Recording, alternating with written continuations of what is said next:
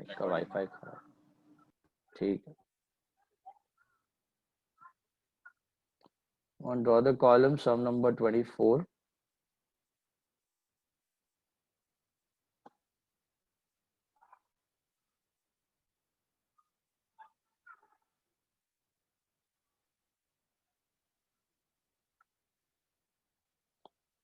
Sun Company Limited with an authorized capital of rupees 20 lakhs divided into 2 lakh equity shares of rupees 100 each. तो 20 lakh का authorized capital है 2 lakh shares of actually it is 2 crores. Wait a minute. 20 lakh वो 20,000 share रहेंगे। 20,000 shares है, right? Yeah, 20,000 shares of 100 is 20 lakh, correct. Authorized capital is 20 lakh, 20,000 shares of 100 each. Issued 10,000 equity shares of 100 each. So at present you are issuing 10,000 shares of 100 each. So what's your face value? The face value of each share is 100 rupees over here. And again the issue is at par. At par मतलब 100 रुपए का share 100 रुपए में issue कर रहे हो, ठीक है। तो आगे जाके हम लोग प्रीमियम वाले भी केसेस देखेंगे। तो दिस इज सेम 100 रुपीज का शेयर 100 में जा रहा है। And what is the division? If you check, it is 30 on application, 30 on allotment, 20 on first call, and balance on final call. It means 30, 30, 20 and 20. बराबर है? Application, allotment, first call and second call. That's your division. उसके बाद दिया हुआ है, it received applications for 10,000 equity shares. So again, the subscription is at par. The subscription is at par. Okay. Over subscription भी नहीं है, under subscription भी नहीं है. It is subscription at par.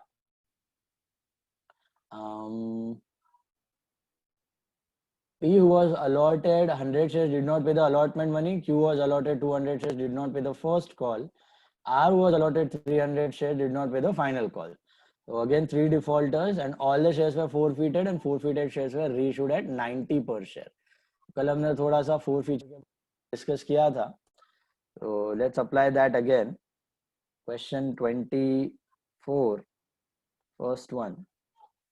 Dates नहीं है तो start with what? Bank account debit to equity share application account. कितना था एक्सपेक्टेड एप्लीकेशन पे? 10,000 का इश्यू था और सब्सक्रिप्शन में भी 10,000 आया, एट पार सब्सक्रिप्शन है। So 10,000 multiplied by 30 that will give you 3 lakhs. बराबर है? So 3 lakh rupees is what you receive on application. This is application money received. The application money received. Then you transfer it immediately. So equity share application account debit to equity share capital. Okay, that will be again 3 lakhs. It will be again 3 lakhs. Okay, this is application money transferred. Application money transferred. Then you have allotment due. Allotment due में आएगा equity share allotment to equity share capital. Equity share allotment to equity share capital. This amount will be again 10,000 multiplied by 30. That comes to 3 lakhs. That comes to 3 lakhs. Okay. Now, at the time of receiving the allotment, as we have seen in the couple of sums yesterday also, and the previous lecture also, bank account debit, then calls in arrears आ जाएंगे यहाँ पे, क्योंकि there is one defaulter जिसने पैसे नहीं भरे हैं. So, bank account debit, calls in arrears debit to equity share allotment account. Allotment पे we were expecting 3 lakhs. but we did not get, unfortunately, there is a defaulter, Mr. P, who could not pay. Holding how many shares? P was allotted 100 shares and failed to pay the allotment money. So 100 shares pay, he was not able to pay how much? 30 rupees at the time of allotment. So that's his call in arrear. So 2,97,000 is what you receive in your bank account. This is allotment received and CIA adjusted. Hope it's clear till this part. All of you got that? Two some we have done already, calls in arrears. Fifth entry is again go for first call. So equity share first call, account debit to equity share capital. Equity share first call to equity share capital. Okay. This will be again on how many shares? Same 10,000 shares. उम्मीद नहीं छोड़ना है, जब तक final call ना हो जाए तब तक एक्सपेक्टेशन रखनी है कि कॉल्स इन अरियर के पैसे आ जाएंगे. अभी नहीं तो फर्स्ट कॉल के वक्त, फर्स्ट कॉल के नहीं तो सेकंड कॉल के वक्त. तो 10,000 multiplied by 20 will give you 2 lakhs. That's what you are expecting on first call. But again, what happened at the time of first call? Instead of one, there are now two defaulters. So bank calls in arrears to equity share first call. We were expecting 2 lakhs, but now Mr. P का तो था ही, कितना shares था? तो 200, हाँ 100 and 200. P का 100 and Q का 200. तो टोटल हो गया 300 शेयर्स. 300 शेयर्स पे 20 रुपया. That comes to 6,000. You get 1,94,000. Okay, this is first call received and CIA adjusted. Okay, then again you went for second call, equity share second and final call.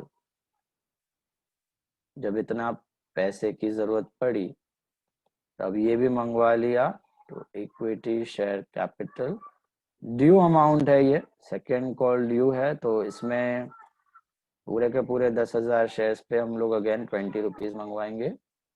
That makes it 2 lakhs. Then when you actually received it, again there are defaulter. Now there are I think 3 defaulter. R भी join हो गया league में. R के पास 300 shares थे. तो second and final call 2 lakh रुपए चाहिए थे, लेकिन मिलेंगे नहीं. ई क्यू और आर तीनों डिफॉल्ट कर रहे हैं. याद है आपको बोला था अगर कोई बंदा एप्लीकेशन अलॉटमेंट नहीं भर रहा तो फर्स्ट कॉल सेकंड कॉल आगे का कुछ नहीं भर रहा है. फर्स्ट कॉल नहीं भर रहा है तो ऑब्वियसली आगे का सेकंड कॉल नहीं भर रहा है. तो यहाँ पे तीनों डिफॉल्टर है. 600 multiplied by 20 E Q and R. R तो अभी ज्वाइन हुआ है, पी और क्यू तो पहले से डिफॉल्ट करते आ रहे हैं. तो 12,000 रुपए का आपका डिफॉल्ट हो गया and 1,88,000 is what you receive in bank. This is second call received and CIA adjusted. तो यहाँ तक हमने 2-3 बार ही देखा हुआ है सम्स में. कर लो, यहाँ तक कर लो. Finish till this point.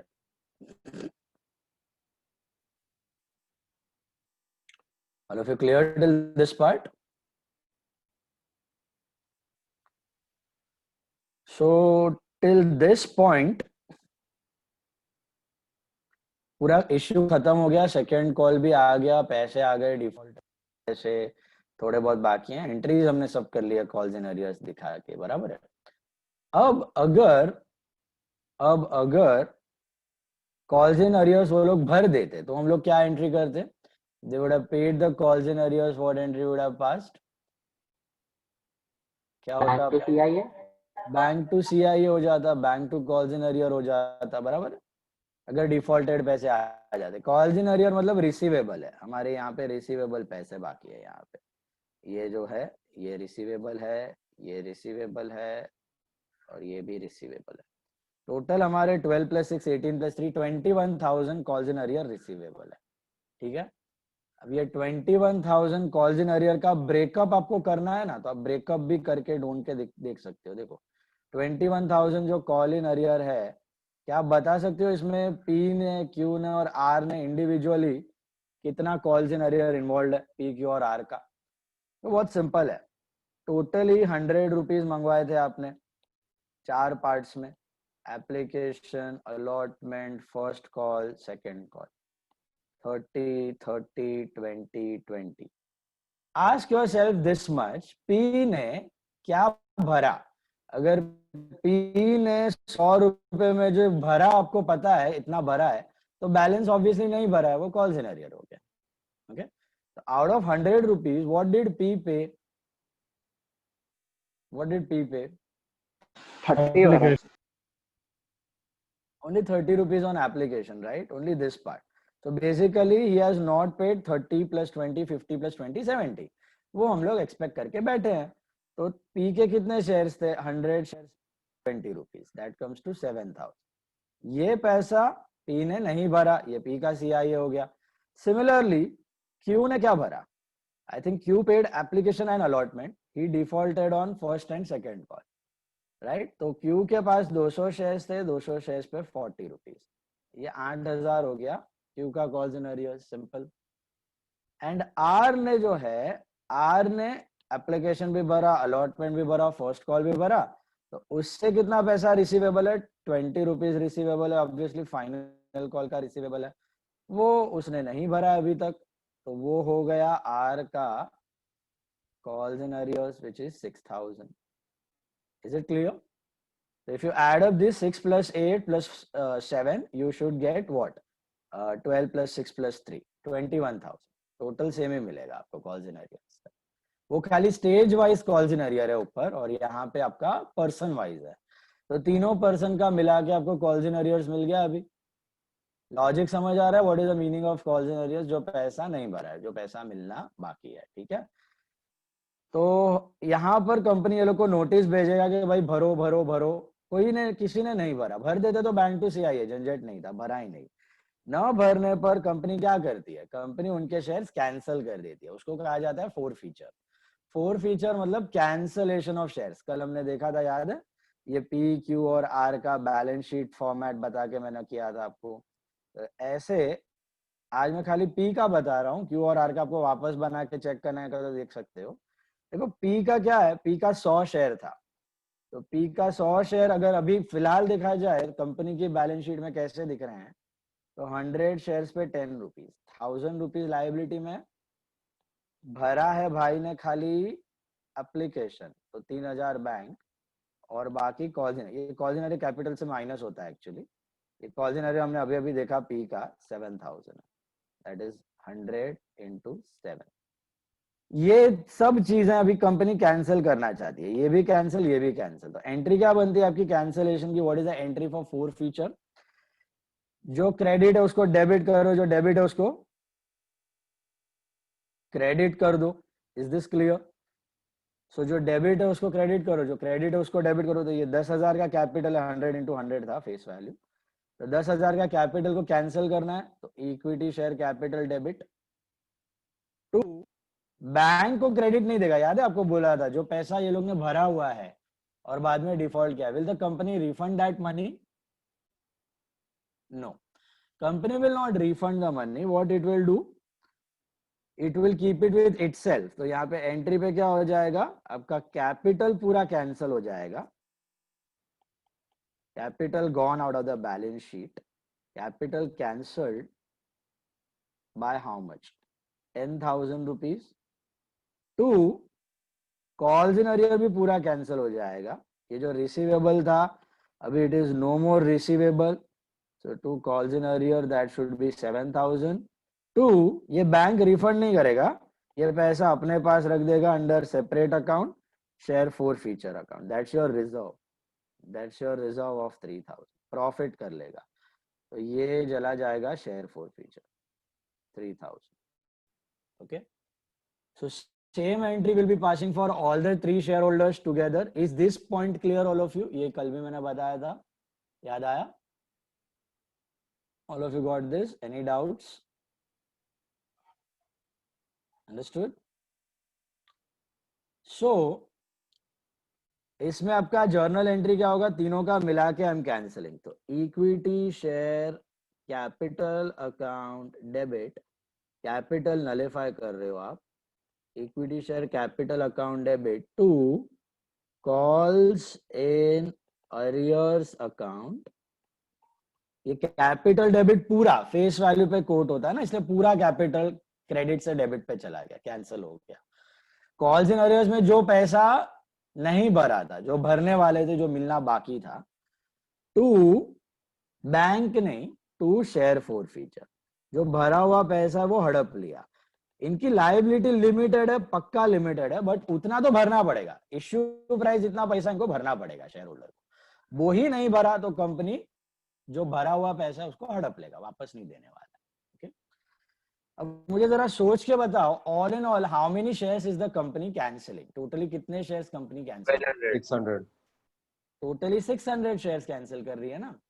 600 shares, P का 100, क्यू का 200, आर का 300, total 600 shares are cancelled, right? So 600 shares multiplied by what? Capital में आपका आएगा 600 multiplied by 100, face value is 60,000 rupees. ये पूरा फेस वैल्यू 100, 200, 300 सब मिला के face value cancelled to calls in arrear. इनसे टोटल कितना पैसा मिलना बाकी था? अभी अभी हमने देखा, टोटल कॉल्स इन अरियर यहां से देख लो, नीचे देख लो, या फिर ऊपर वाले तीनों कॉल्स इन अरियर ऐड करके देख लो, ये आपको मिल जाएगा 21,000। ये पैसा आना बाकी था 21,000, ये अभी कोई देने वाला नहीं है क्योंकि शेयर ही कैंसिल हो गया, तो कॉल इन अरियर भी कैंसिल हो गया आपका 21,000। To share forfeiture, what do you put in share forfeiture? जो पैसा हड़प लिया, कितना हड़प लिया? यहां से मिल जाएगा डेबिट माइनस क्रेडिट करके 39,000, 39,000 मिल जाएगा। इसको भी आप ब्रेक डाउन कर सकते हो और ये जरूर करके चेक कर लेना एक बार, आपका अमाउंट करेक्ट है कि नहीं, एक बार चेक कर लेना। ये 39,000, ये 39,000 में क्या पड़ा हुआ है? इसमें पी, क्यू और आर का कौन सा पैसा भरा है? जो ये लोग ने भरा था वो, कि ये जो लोग ने नहीं भरा था वो? भरा भरा हुआ पैसा भरा है। अरे नहीं भरा वो कॉल्स इन अरियर है, जो भरा हुआ है वो शेयर फॉर फीचर में डाल दिया ना कंपनी ने, वो प्रॉफिट ऑफ द कंपनी है, शेयर फॉर फीचर। ये दिख रहा है यहाँ पे पी के केस में 3,000 रुपया जो भरा था ना बैंक में, तो सामने शेयर फॉर फीचर में ट्रांसफर कर दिया। तो सिंपल सा लॉजिक है। आपको अपने आप से अभी कॉल्स इन अरियर के वक्त आप क्या पूछ रहे थे क्वेश्चन के, वो लोग ने क्या नहीं भरा? फोर फीचर में वो लोग ने कैपिटल की तरफ क्या भरा? तो 100 रुपया भरना था कैपिटल की तरफ, इसमें से पी ने क्या भरा? What did P pay? Only application. So can I say he paid only 20 rupees, then he ran away with his 100 shares. तो 100 into 20, 2,000 ये भरा है पी ने। 30 एप्लीकेशन, ओ सॉरी 30 मतलब 3,000 ये पी ने भरा है और फिर भाग गया। क्यू ने क्या भरा? एप्लीकेशन एंड अलॉटमेंट भरा, तो 30 + 30 60 रुपीज भरा है towards capital. Are you getting that? तो कैपिटल 60 रुपए ही दिया कैपिटल का, फिर 40 रुपीज नहीं दिया, भाग गया। तो कितने शेयर्स थे उसके? 200 शेयर्स पे 60, 12,000। और तीसरा आर ने भाई बहुत अच्छा आदमी था, एप्लीकेशन भी भरा, अलॉटमेंट भी भरा, फर्स्ट कॉल भी भरा, सेकेंड कॉल पे डिफॉल्ट कर दी। तो कितना भरा उसने? 30 + 30 60 + 20 300 शेयर्स पे 80 रुपीज भरा है, विच कम्स टू 24,000। तो ये पैसा सब हड़प लेगा कंपनी, ये लोग को वापस नहीं देगा at the time of four feature, और यही कंपनी के रिजर्व में चला जाएगा। मतलब कैपिटल कम हो जाएगा एंड रिजर्व बढ़ जाएगा। This is actually opposite of bonus. Bonus share जब कंपनी इश्यू करता है, रिजर्व कम होता है, कैपिटल बढ़ता है, फ्री ऑफ कॉस्ट शेयर्स हो जाते हैं। ये ऑपोजिट ऑफ बोनस है, कैपिटल कम हो रहा है और रिजर्व में ट्रांसफर हो रहा है आपका जो हड़पा हुआ पैसा है वो।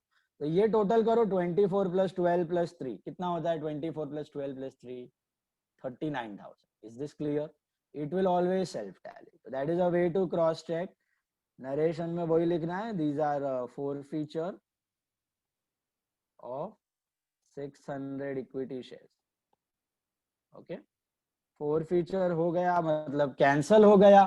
अभी कंपनी इस स्टेप पे भी रुकता नहीं है, कैंसल करने के बाद कंपनी क्या करता है वापस, कल हमने सीखा था याद है, कैंसल करने के बाद reissue. Is the reissue same as original issue? Never. At a discounted rate. Issue will be mostly at a discounted rate, okay, क्योंकि नाम थोड़ा खराब हो गया है। एंड इश्यू के जैसा नहीं, मतलब वापस प्रोस्पेक्टस, ब्रोकर्स, एड ये सब नहीं करेगा। सिलेक्टेड पीपल, अगर इंटरेस्टेड पीपल की लिस्ट है तो उसी में से चुन के बुला के बेच देगा, या सिलेक्टेड पीपल को ढूंढेगा और उनको प्राइवेटली बिठा के मीटिंग में बेच देगा शेयर, ओके। कोई बड़े लेवल पे इश्यू जैसा काम नहीं होने वाला है यहाँ। तो reissue is like resale of shares, ये प्रॉपर इश्यू नहीं है, ये पुराने वाले डिफॉल्टेड कैंसल शेयर्स को हम खाली वापस बेच के पैसा रेज कर रहे हैं। तो इस रीइश्यू में will the company ask for money in parts, again application, allotment, first call, second call? No, क्योंकि अभी ये तो छोटे क्वांटिटी के शेयर्स होंगे, मेजॉरिटी इश्यू तो खत्म हो चुका है, तो छोटे क्वांटिटी के शेयर है, एक साथ पूरा लमसम पैसा मंगवा लेगी कंपनी। तो what is the entry for reissue? It is same as issue but with total money called at one place. So what will be the journal entry? Bank account share to feature to equity share. Basically bank to capital है, bank to equity share capital. अभी price check करने का question में, check the price of reissue, क्या price पे reissue हो रहा है? 90 पर शेयर पे रीइश्यू किया, दिख रहा है आपको? जरूरी नहीं हर बार 90 पे करे, कोई अच्छी कंपनी है 90, 100 एट पार, प्रीमियम पे भी कर सकती है 110, 120, ओके। बहुत अच्छी कंपनी उधर भी प्रीमियम डिमांड कर सकती है, we'll learn that, those examples also will do। फिलहाल we are assuming that वो at par रीइश्यू कर रही है, एट डिस्काउंट कर रही है, सॉरी। तो 100 का 90 में कर रही है तो 10 रुपया लॉस। तो कंपनी क्या बोल रही है नए शेयर होल्डर्स को, आपका कैपिटल जो है ये इक्विटी शेयर कैपिटल ये 100 रुपया ही रहेगा, लेकिन आपको भरना 100 रुपया नहीं है, आपको भरना 90 रुपीज। कंपनी जब लिक्विडेट होगी तब आपको 100 रुपीज मिल जाएंगे, जब डिविडेंड मिलेगा तब 100 रुपए के पूरे फेस वैल्यू पे मिल जाएगा। Is it clear? बट आपको भरना अभी 90 रुपीज है। तो कैपिटल में लिखोगे कितने शेयर्स रीइश्यू कर रहे हो, पढ़ो उधर, how many shares are we reissuing, how many shares are we reissuing? I think we are reissuing all 600 shares. तो कैपिटल में आएगा 600 multiplied by 100, that is 60,000। Bank में कितना आएगा? 600 multiplied by 90, that is 54,000। And calls, अरे call in arrear क्या, sorry, this is loss. So from which account will you take this loss? कल हमने डिस्कस किया था, if you remember, share forfeiture. Company शाना है, जेब से नहीं डालेगा, ये पड़ा हुआ है ना इधर शेयर फॉरफीचर में लॉस। अगेन 39,000 का गेन पड़ा हुआ है ना, तो यही गेन को कम करके इधर से लॉस उठा के दिखा दो। तो शेयर फॉरफीचर अकाउंट डेबिट कितना दिखाया है यहां से हमने, लॉस कितना हो गया? 600 इंटू 10, 6,000 रुपए का लॉस हो गया। तो दिस इज री issue of 600 equity shares at the rate of 90 per share। ये रीइश्यू हो गया आपका। अभी कंपनी ये भी ध्यान रखेगा, क्या ध्यान रखेगा कि ये जो रीइश्यू कर रहा है इसमें दिख रहा है लॉस हो रहा है, इसको कितने का लॉस हुआ? इसको 6,000। ये मैक्सिमम लॉस कितना बेयर करेगा रीइश्यू पे? थोड़ा लॉजिक यूज करो और बताओ, मैक्सिमम लॉस कितना बेयर करेगा रीइश्यू? 39,000। बस, उसके बाद रुक जाएगा। उसके बाद भी अगर और लो प्राइस करने की बात तो इश्यू ही नहीं करेगा, एग्जिस्टिंग शेयर से उससे काम चला लेगा पैसे से। क्यों अपना जेब से और पैसा डाल के, मतलब नहीं है ना फिर उतना। 39,000 तक डालेगा क्योंकि उसका प्रॉफिट पड़ा हुआ है ना, लमसम बने तब तक उतने ही प्राइस तक लॉस बेयर करके रीइश्यू करेगा, ओके। उससे ज्यादा नहीं करने वाला है वो कभी भी। और लास्ट एंट्री ये आपको क्वेश्चन में देंगे नहीं, लेकिन स्टिल आपको करनी पड़ेगी। What is this last entry? जो आपका शेयर फॉरफीचर में प्रॉफिट पड़ा हुआ है ना, ये वाला। What is the net profit in share forfeiture account? 33,000। That we'll have to transfer from share forfeiture to capital reserve account. Why? Share forfeiture is a temporary reserve, वो permanently कोई भी कंपनी के बुक्स में नहीं दिखता। किसी भी company की बैलेंस शीट में अगर आपको शेयर फोर फीचर अकाउंट दिख रहा है, इट इंडिकेट उस कंपनी ने कोई शेयर कैंसिल किए हुए लेकिन अभी तक रीइश्यू नहीं किया। एक बार रीइश्यू हो गया तो खत्म, उसका काम खत्म, अभी कोई जरूरत नहीं है उसका, उसको बंद करो, क्रेडिट माइनस डेबिट करो, 33 का नेट प्रॉफिट है, उसको उठा के डाल दो share forfeiture account debit to capital reserve account, share forfeiture account debit to capital reserve account. How much? 33,000। 33,000 कहां से मिला भैया? 39,000 minus 6,000, that is 33,000. This is balance in share forfeiture transferred to capital reserve. Temporary reserve से permanent reserve में डाल दिया उठा के कंपनी ने। That was your last entry of forfeiture. ये ट्रांसफर एंट्री तब भी करनी है जब री इश्यू हुआ हो, जब तक री इश्यू नहीं हुआ तब तक ये ट्रांसफर एंट्री जरा भी नहीं करनी है, ठीक है? क्यों नहीं करनी है? क्योंकि री इश्यू के वक्त लॉस चाहिए ना अपने को एडजस्ट करने के लिए। ऑडिट, वो लॉस कहां से उठाओगे? फोर फीचर से उठाओगे। एक बार कैपिटल रिजर्व में चला गया वो कैपिटल प्रॉफिट है, वो पैसा कंपनी एसेट्स में लगाएगी, इन्वेस्टमेंट खरीदने में लगाएगी, बोनस शेयर्स देने में लगाएगी, उसकी मर्जी जहां पे यूज करना है उसको। अब इस इश्यू में क्या मुझे बता सकते हो कंपनी को रोकड़ा कितना मिला पूरे इश्यू में? How much cash did the company? आप इधर ही देख के बता सकते हो ओरली। पूरा इश्यू में रोकड़ा मिला कितना? पूरा issue start to end. How much 6,33,000. How much rokda did the company receive? How much rokda did the company receive? Sorry, how much? Common sense है, come on. अगर किसी को मैकेनिकली करना है तो बैंक का डेबिट माइनस क्रेडिट करके ढूंढ लो फ्रॉम द जर्नल एंट्री, तो भी आ जाएगा आंसर। बट दिमाग चलना चाहिए। 10,000 into 100 plus 33,000. 10,000 into 100 plus 30। देखो जो 10,000 है वो पूरे के पूरे शेयर अभी फुली पेड अप हो चुके हैं, वो तो पैसे आ ही गए, भले ही वो रीइश्यू वाले ने 90 रुपया दिया है आपको, लेकिन जो 10 रुपए की शॉर्टेज थी वो आपने कहां से उठाई? पुराने शेयर होल्डर के पैसों से उठाई है। तो ऐसे सोचो कि 10,000 तो पूरे पैसे आ गए, 10,000 into 100 10 लाख, ऊपर से एक्स्ट्रा मलाई मिला। कितना एक्स्ट्रा मलाई मिला? ये एक्स्ट्रा मलाई मिला, ये दिख रहा है आपको, ये एक्स्ट्रा मिला कंपनी को। आप क्रॉस वेरीफाई कर सकते हो कंपनी के जर्नल से, डेबिट माइनस क्रेडिट करके देखो, बैंक का डेबिट माइनस क्रेडिट देखो, automatically you will have 10,33,000। Okay, bank का आई थिंक डेबिट से है, कुछ रिफंड तो किया नहीं है, तो all debits of bank you add, so you will get 10,33,000। Did you get it? So अगर इस इश्यू के बाद कंपनी बैलेंस शीट बनाती है, बैलेंस शीट बनाती है इस इश्यू के बाद, तो बैलेंस शीट कैसे दिखेगी? Showing U T format, actual vertical format हम लोग बाद में सीखेंगे। बैलेंस शीट कैसी दिखेगी? बैलेंस शीट ऐसी दिखेगी, देयर आर 10,000 शेयर्स, 10 हो गए ना, वापस कैंसिल करने के बाद रीइश्यू भी कर दिया 600 तो वापस 10 हो गए। सो 10,000 into 100, हमेशा शेयर कैपिटल फेस वैल्यू पे, that makes it 10 lakh. Bank में अभी अभी आपने देखा 10,33,000 मिला है, और 33,000 का क्या हो गया? प्रॉफिट हो गया। तो रिजर्व्स में आपको दिखेगा capital reserve of 33,000। This is the balance sheet of the company after doing the issue. बाकी सब अकाउंट नलिफाई हो चुके हैं। क्रॉस वेरीफाई करना है तो इंडिविजुअली चेक कर सकते हो। Calls in arrear debit minus credit 0 हो चुका है, share for future debit minus credit 0 हो चुका है, application allotment first call second call debit minus credit 0 हो चुका है।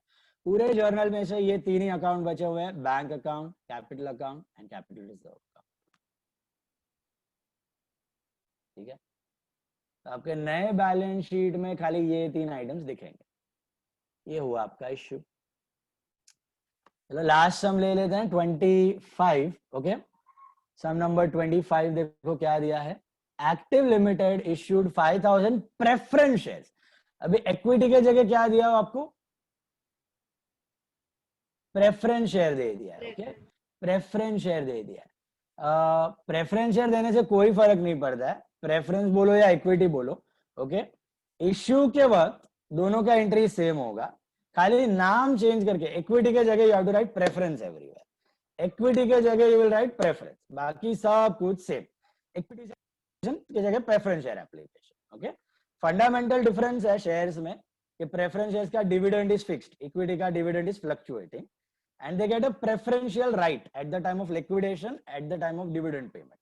जब आप डिविडेंड पे करते हो तो पहले आप प्रेफरेंस को दोगे, फिर आप इक्विटी को दोगे। सेम वे जब कंपनी बंद होगा, पहला पैसा प्रेफरेंस को जाएगा, फिर इक्विटी को जाएगा, ओके। और डिविडेंड फिक्स रहता है प्रेफरेंस पे, इक्विटी पे कीप्स ऑन फ्लक्चुएटिंग। हम लोग डिटेल में लर्न भी करेंगे, प्रेफरेंस के टाइप्स भी हैं आगे। फिलहाल एंट्रीज में खाली ध्यान रखना इक्विटी का प्रेफरेंस करना है, तो कर लो। मुझे 25 का ए पॉइंट तक पूरा सम करके बताओ, 25 का ए पॉइंट तक वो पूरा सम सिमिलर है। All shares were forfeited reissued at 80 per share, वहां तक का पूरा सेम है। फटाफट उड़ाओ। बी पॉइंट में आपको बता देता हूं।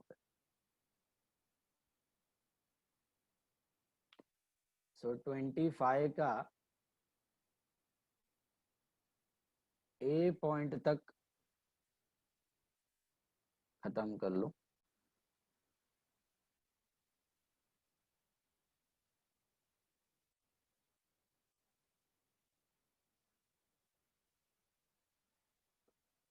रोज 3:30 बजे बारिश आता है, रोज 4 बजे नेटवर्क जाता है, रूटीन हो गया।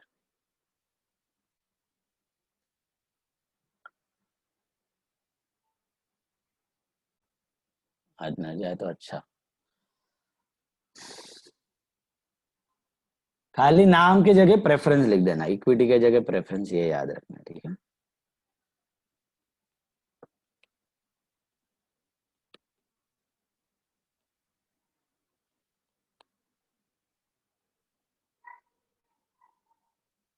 पार सब्सक्रिप्शन है, तो जितना इश्यू किया था उतना सब्सक्राइब हो गया। 20 40 20 20 20 40 20 20 is the breakup.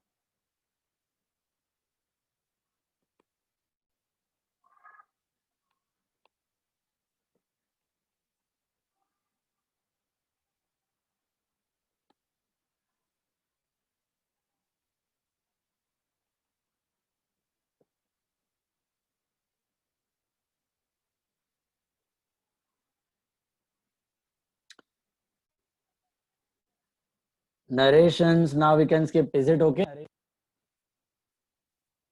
Similar transaction है, नरेशन स्किप करो, चलेगा अभी, ओके।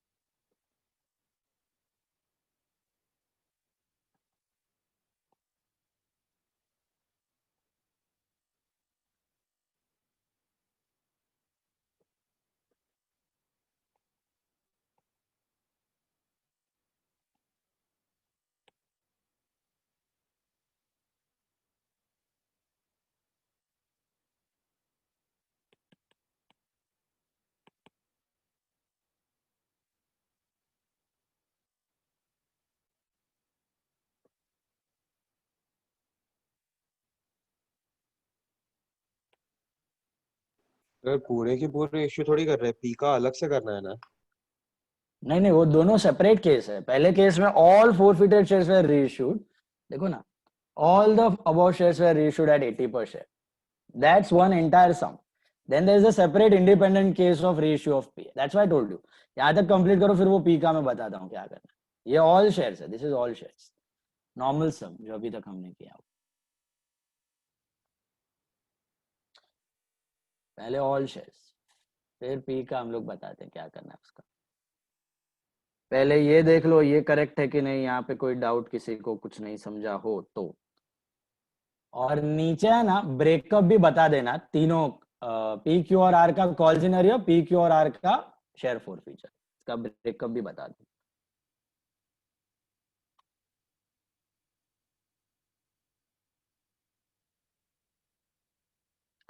ये इंडिविजुअली समझना बहुत जरूरी है कि पी क्यू और आर का इंडिविजुअल कॉलिनरियर कितना है, इंडिविजुअल फोर फीचर कितना है, कहाँ से कौन सा अमाउंट आया है, ये समझना बहुत जरूरी है।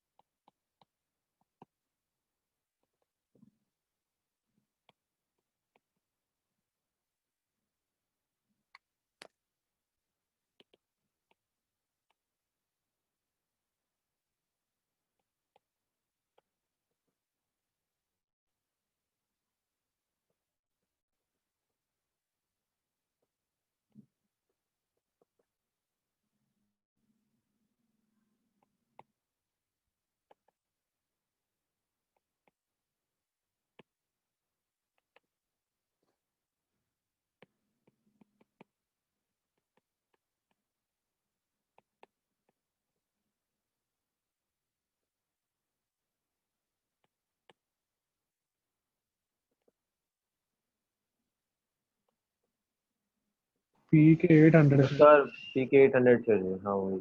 8 into 2 16 सॉरी।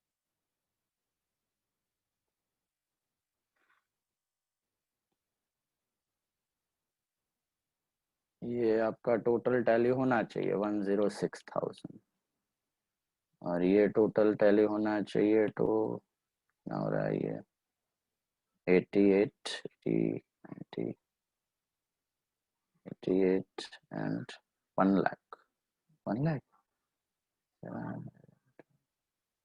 तो सर ऊपर का भी चेंज कर दो सी आई। हाँ ये पी का 800 है, और क्यू का 700 है। क्यू का 800 into 8 is 64 and 700 into 4 is 28.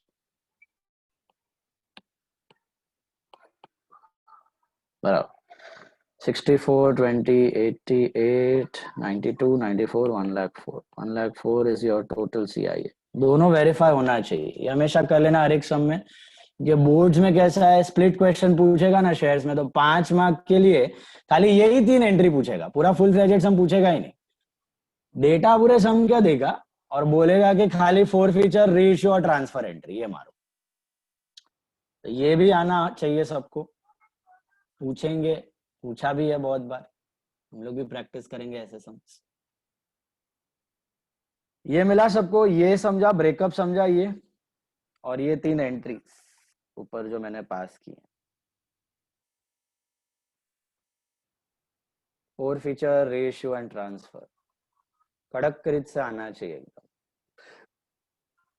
कहीं से भी कोई भी फिगर मिसिंग हो दिमाग चलना चाहिए, मतलब पता होना चाहिए। बेसिकली मतलब क्या, कॉल सिनेरियोस का मतलब क्या, जो पैसा उन्होंने नहीं भरा, सिंपल, जो भी नहीं भरा multiplied by number of shares कर दो तो कॉल सिनेरियो मिल जाए। फोर फीचर मतलब क्या, कैपिटल की तरफ, शेयर कैपिटल की तरफ जो पैसा उन्होंने भरा है। मैं कैपिटल कैपिटल इसके लिए बोल रहा हूँ क्योंकि आगे प्रीमियम भी आएगा, तो प्रीमियम वाला पैसा प्रीमियम में पड़ा है वो नहीं, कैपिटल की तरफ जो पैसा भरा हुआ है, जो हड़प लिया कंपनी ने, वो share forfeiture, that will go to share forfeiture. Basically capital cancel किया और ट्रांसफर कर दिया रिजर्व में, कैपिटल कम किया रिजर्व बढ़ा दिया कंपनी। हो गया यहाँ तक सबका? करूं आगे?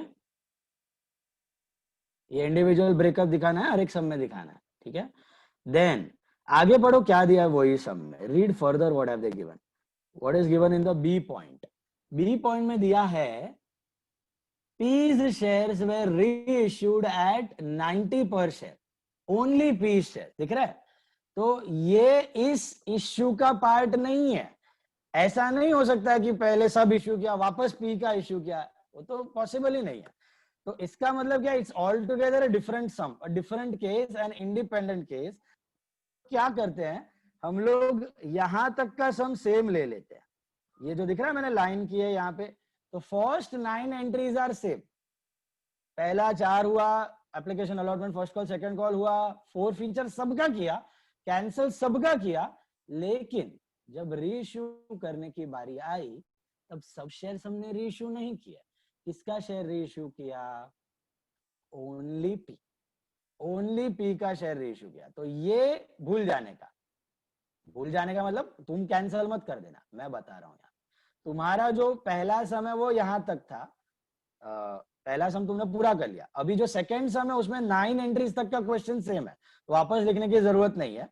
खाली सब रीइश्यू किया था ना फर्स्ट सम में, अभी सब रीइश्यू नहीं कर रहे हैं, खाली पी के शेयर रीइश्यू कर रहे हैं। तो यहां से मैं 10th एंट्री कंटिन्यू कर रहा हूं, केस 2 नाम देता हूं मैं इसको। This is case 2, okay, this was case 1। Case 1. Did you get the meaning of that question? Both the cases are independent. Don't think that reissue किया, issue. एक ही शेयर 1000 बार इश्यू नहीं कर सकता, एक ही बार इश्यू कर सकता है, फिर कैंसिल हुआ फिर इश्यू कर सकता है। Is it clear? तो जो P का शेयर रीइश्यू किया ना, उसमें हमने सबके सब शेयर्स कैंसिल कर दिए हैं। 9th एंट्री तक सेम है। बात घुस रही है दिमाग में? डिफॉल्ट किया PQR ने, सबका शेयर्स कैंसिल कर दिया। अब we are reissuing only P share. So reissue of P's shares. Okay, how many shares of P were there? How many shares of P were there? 800. तो हम लोग 800 इक्विटी शेयर ही कर रहे हैं। लास्ट सम के 2100 नहीं, Q और R के बाकी हैं, आगे जाके कब तो रीइश्यू होंगे, अब भी नहीं हुआ है। अभी कैंसिल सब किया है P का रीइश्यू। अब प्रैक्टिकली ऐसे ही होता था कि एक एक पार्ट में रीइश्यू होता था, सबके सब बायर्स मिलने एक साथ होना वाज अ डिफिकल्ट टास्क, तो पार्ट्स में रीइश्यू होते थे यूजुअली। ओके, तो अब ये पार्ट रीइश्यू है, खाली P का रीइश्यू किया, तो entry of reissue will remain same. Reissue देखो P के शेयर क्या प्राइस पे रीइश्यू किया है तुमने, what is the price of reissue? It is 90 rupees. Can you see that? तो लॉस हो गया कि गेन हो गया? लॉस हो गया। तो एंट्री क्या बनेगी? Bank account debit loss on issue of share लिखूं? कहां से उठाऊं ये लॉस?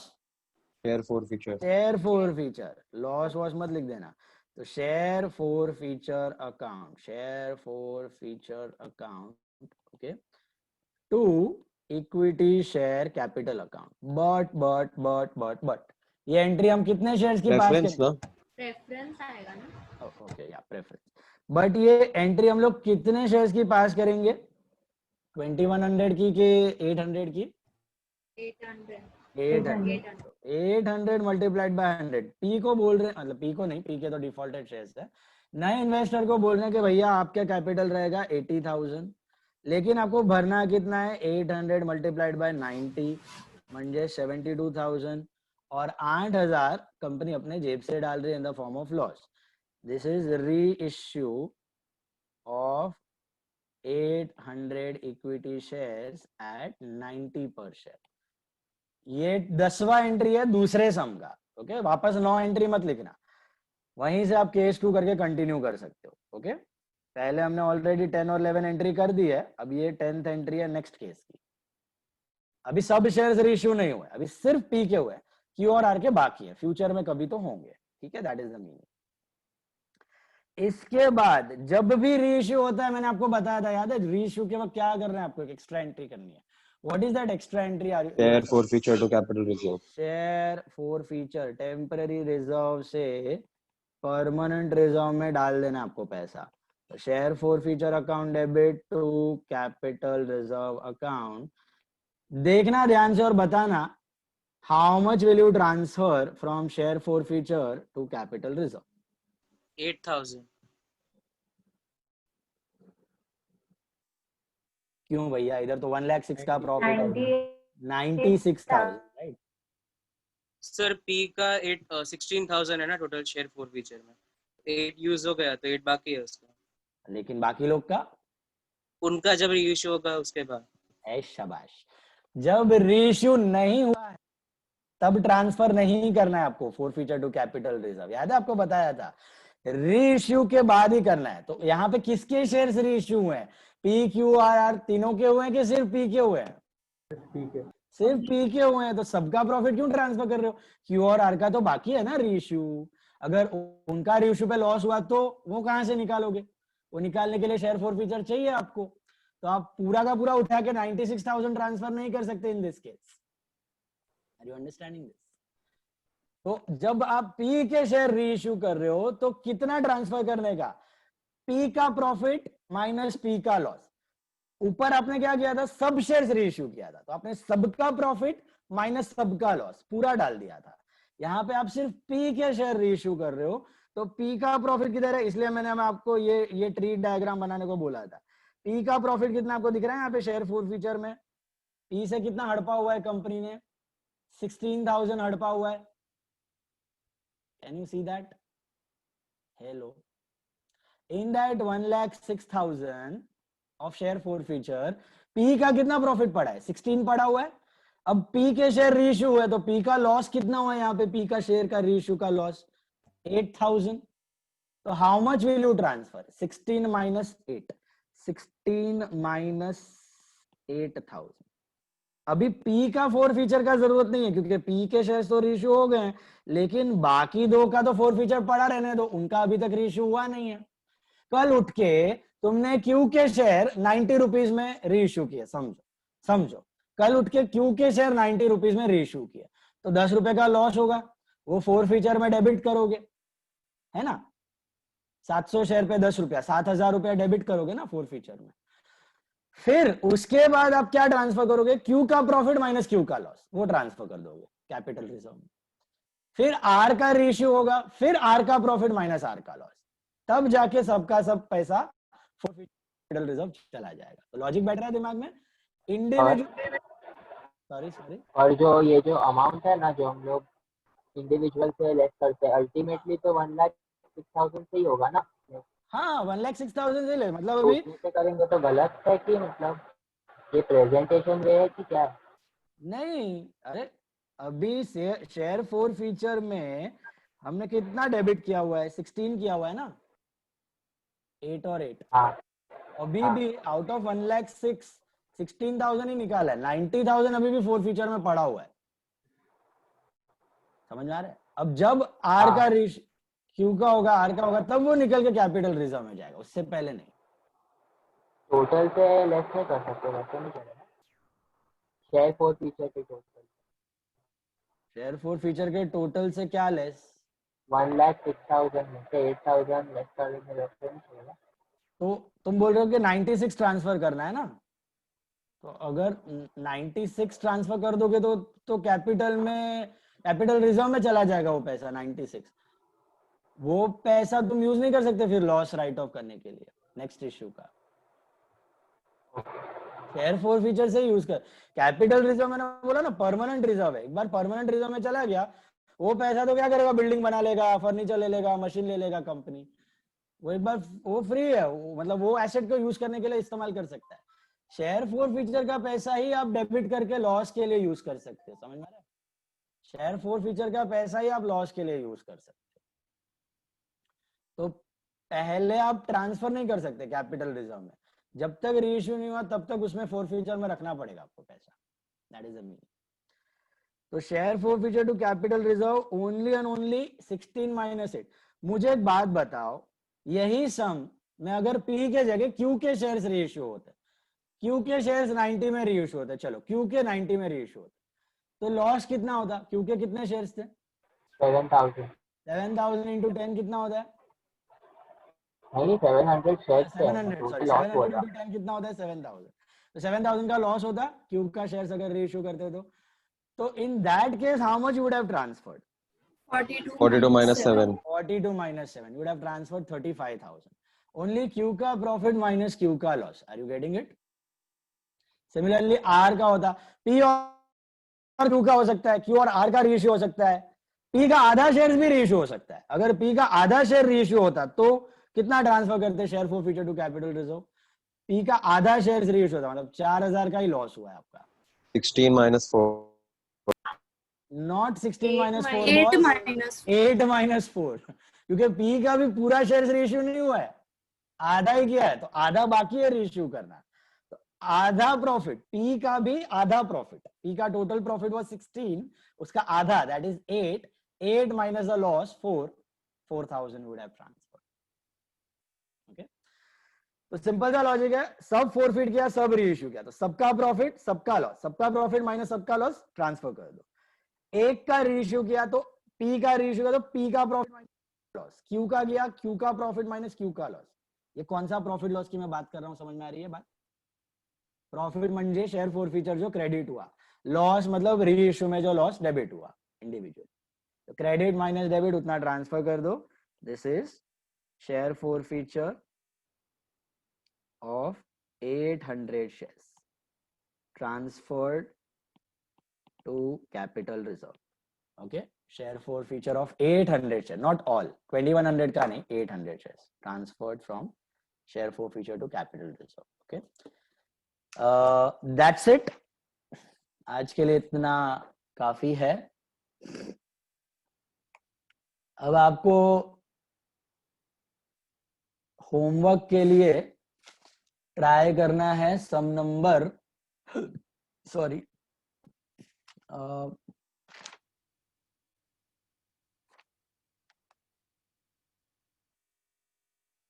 नहीं है, चलो आगे प्रीमियम चालू हो रहा है, नेक्स्ट लेक्चर चालू करता हूं मैं प्रीमियम.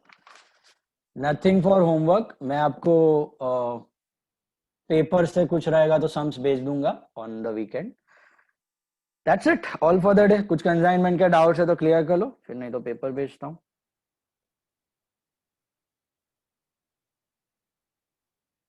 निकल मत जाना, खत्म नहीं हुआ. बोल लो, एनी डाउट्स?